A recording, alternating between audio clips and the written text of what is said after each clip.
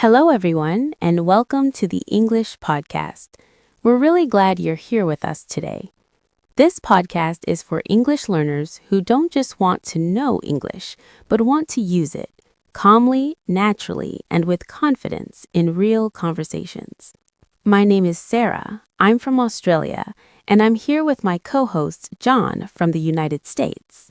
In today's episode, we're going to talk about a very small sentence that often creates a very big challenge for English learners. That sentence is something you hear almost everywhere. When you meet new people, in job interviews, in English classes, and even in very casual, everyday conversations. How do you introduce yourself in English without feeling nervous, frozen, or fake? That's exactly what we're going to explore today. So get comfortable, take a deep breath, and let's start this conversation together. Have you ever noticed how one simple question can make your mind go completely blank? Someone smiles, looks at you, and says, "So, tell me about yourself." And suddenly, all the English you know disappears. Yes, that moment when your heart beats faster and you start thinking, okay, what do I say first? My name, my job, my whole life story? If that sounds familiar, you're definitely not alone. Yeah, today we're talking about something small but extremely powerful. How to introduce yourself in English in a way that feels natural, confident, and real. Not like a memorized speech, Not like a grammar exam. but like a real conversation between real people. Because the truth is, introductions are everywhere. Job interviews, classes, online meetings, traveling, even making new friends. And the way you introduce yourself often creates the first impression. So let's make that impression calm, friendly, and confident. Now, before we go deeper, maybe it's time we properly introduce ourselves too. Not the short version, the real one. I like that. I'll go first. So, my name is Sarah. I'm originally from Australia. I grew up there, surrounded by the ocean, long summer days, and that very relaxed Australian lifestyle.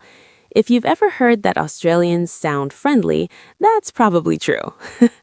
Over the years, I've worked in different creative fields, mostly related to communication and content. But what really pulled me in was language, how people connect, how they express personality through words. I've met so many learners who felt shy or nervous speaking English, not because they weren't smart, but because they were afraid of sounding wrong. That's why I love conversations like this. English doesn't need to be perfect to be powerful. It just needs to be honest. That was great and very you. All right, my turn. My name is John, and I'm from the United States. I was born and raised there, and like many Americans, I grew up hearing many different accents and stories. English was always around me, but I didn't realize how complex it was until I started helping others learn it. I work in media and education, and over time, I discovered something interesting. People don't struggle with English because it's impossible. They struggle because they're afraid of judgment. I've seen learners freeze during introductions, even though they know the words. So my goal has always been simple. Make English feel less scary, more practical, and more human. And that's exactly why today's topic matters so much. So, let's imagine a real situation. Someone meets you for the first time and says, "Hi, nice to meet you." The biggest mistake people make here is trying to say too much too fast. You don't need a performance. You just need a starting point. Something like, "Hi, I'm Sarah. Nice to meet you." That sentence alone is already correct, polite, and natural. But then, and this is important, you gently add more information. For example, you might continue with where you're from. Yes, I'm from Australia. Simple, clear, friendly. Or if you want to sound a little more conversational, you could say, "I'm originally from Australia, but I live here now." Notice how nothing feels forced. No pressure, no complicated grammar. Then comes the part many people worry about, what you do. Yes, people think their job has to sound impressive. But English introductions aren't about impressing, they're about connecting. You can say, I work as a designer. I'm a student. I work in IT. I'm currently learning English. All of these are perfectly natural. Now, here's where your introduction becomes you. You add one personal detail. Something small but real. Like, I really enjoy music. I love traveling. I'm interested in technology. I like meeting new people.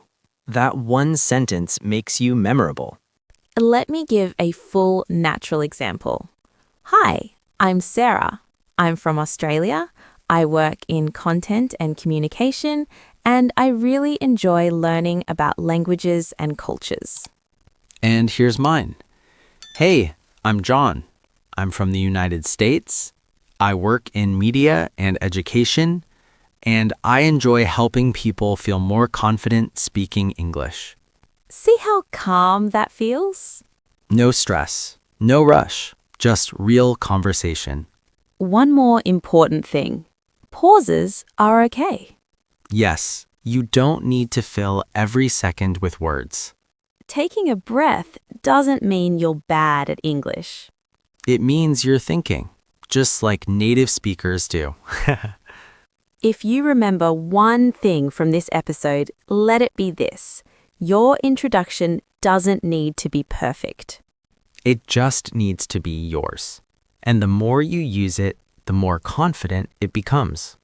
Before we continue, we have a very special guest with us today. Her name is Emily, and she's going to introduce herself to all of you. Hi, Emily. Welcome to the podcast. Can you tell everyone a little about yourself? Hi, Sarah. Hi, John. Thank you so much for having me. Well, my name is Emily, and I'm from Australia. I'm 14 years old, and I study at my local school. I really enjoy learning English, and I try to practice it every day, at home and at school. At school, my favorite subjects are science and history, because I love learning about the world and how things work. I also really enjoy reading stories, especially adventure and mystery books. When I'm not studying or reading, I like drawing and painting. And sometimes I spend time outdoors, riding my bike or exploring nature. I have a small group of close friends at school, and we like to help each other with homework and sometimes play games together during breaks. I also like listening to music, especially pop songs from different countries, because it helps me learn new words and understand English better. My family is very supportive, and they encourage me to speak English and try new things. I even have a small journal where I write in English every day about my school, my hobbies, and what I'm learning. I feel excited to be on this podcast because it gives me a chance to speak slowly, clearly, and naturally, and also to share a little bit about myself with people who are learning English too. I hope my introduction can help others see that it's okay to speak slowly, include personal details, and enjoy practicing English, even if you make small mistakes. Thank you so much, Emily, for sharing your story with us today. Your introduction was clear, honest, and full of great details. You didn't try to sound perfect. You just sounded like yourself. And that's exactly what good English communication looks like. Yes, Emily gave us a really strong example today. She talked about where she's from, her school life, her interests, and even her daily habits, all in a calm and natural way. That's something every English learner can learn from. And if you're listening right now, we want you to remember this. You don't need to be advanced to introduce yourself well. You just need to be clear, relaxed, and honest. Like Emily showed us, simple English with personal details can be powerful and confident. So after this episode, take a moment and try it yourself. Introduce yourself out loud. Add a few details about your life, your studies, or your hobbies. And don't worry about mistakes. Mistakes are part of learning and part of real communication. Thank you so much for listening to the English podcast. If you enjoyed this episode and found it helpful, please don't forget to like this podcast and subscribe to our channel so you don't miss future episodes. Your support really helps us continue creating content for English learners around the world. We're proud of you for practicing your English today. Keep speaking, keep learning, and keep believing in yourself. See you next time on the English Podcast.